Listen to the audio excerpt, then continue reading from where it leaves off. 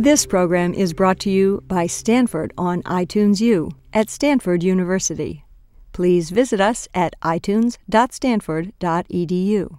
I think it's more about flexing your creative muscles than flexing your professional muscles. So you step away from work to actually use some creativity. And yeah, you have to use some degree of creativity in your day-to-day job in publishing, but the big picture creative stuff, I think we lose sight of when we get 150 emails a day and the phone is ringing and you have a report due and forecasting and redesigns, and you're not thinking about, you're not at the top of your creative game because you're so bogged down with day-to-day. So it's nice to step back, leave all that behind, and even if what you're discussing isn't totally relevant to your product, it's a refresher course in creativity. So I have a feeling that when we all get back, we'll be much better equipped to deal with it.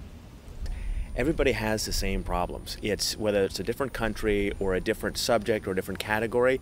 At the end of the day, nobody has an earth-shattering challenge that you're going to give away state secrets to give an answer to.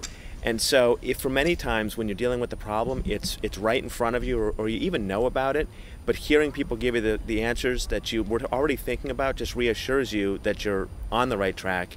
And when you're giving the answers, it's not anything new or different or challenging. It's just you're giving fresh eyes to something that you haven't been dealing with day in and day out for months or years like they have. I think we're also getting very good advice. You know, as much as we're willing to give, we're also getting back. So what seems like a relatively simple problem to one person is very complex to another. And the beauty of that is that out of 150 people, or how many people are in the course, you're bound to get at least 4 or 5 good pieces of advice just by bringing up your problem. And I think it's kind of that, giving and taking. If you're willing to put your problem out there and someone's willing to give you advice, you have to do the same for them. When you say redesign 6 times in the presentation of your case study, the problems become pretty clear pretty quickly. And I think eventually the answers got pretty blunt, but just as soon as I was hearing that, it became impossible to keep up with it. You put an advertiser hat on and you pretend like you're hearing that pitch, and your problems become pretty clear. Nobody sugarcoats anything.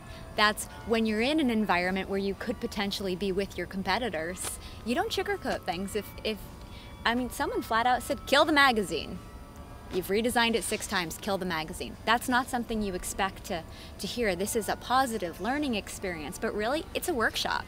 I had a sense of what kind of feedback I would get, which I was hoping that the feedback I would get was similar to the things I was thinking about doing to solve the problem, mainly as a way of reassuring me that I was on the right track and thinking the right way about the problem and about the solutions. And a number of the examples were things that I was thinking about and already sort of wanting to put in play. So it was very, very reassuring that I wasn't going off in tangents or I wasn't thinking about it incorrectly. I was actually thinking about it the right way. And then there were some surprise ideas too. So it was beneficial from both standpoints. Last night we started talking about our problems, and my group is comprised of 8 people, 5 of whom are international. And the woman I sat next to is from the Ukraine. And her problem and my problem, exactly the same.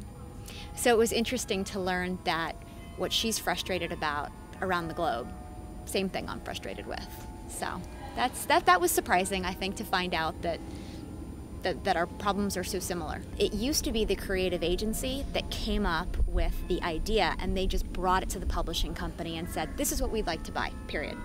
And now I think they come to the publishing company for the idea and say, we need ideas to bring to our client. What can you do? And she said to me, I used to get the ideas from the agency, and now I give the ideas. And I said, I do the same thing. And she said, and I have to do it on a 12-hour turnaround. So do we.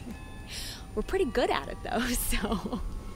And it was exhilarating because you get to step away from your day-to-day grind and the day-to-day issues that you deal with and take a 5,000, 10,000, and 20,000 foot look at not only your problem, but the industry. And as much as we all want to every year sort of look at where things are going and where our brand is going or our industry, you just never have the time. You try to, but you don't get that moment where, or that week or 10 days, to really just stop, leave work behind, and talk about things strategically, a little more intellectually or academically, and take a chance on thinking stuff out or throwing out ideas where maybe when you're back at the office you don't want to because your bosses are there, or you've got 5 other things going on, you can't really devote the time to it, or just all the other things that show up on a given day at the office. So this gives us that 10-day period to just let it all hang out and see if we also at the same time can't walk away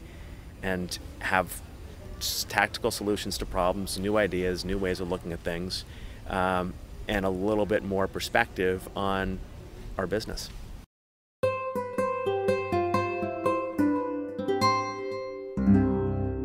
The preceding program was brought to you by Stanford on iTunes U and is copyrighted by the Board of Trustees of the Leland Stanford Junior University.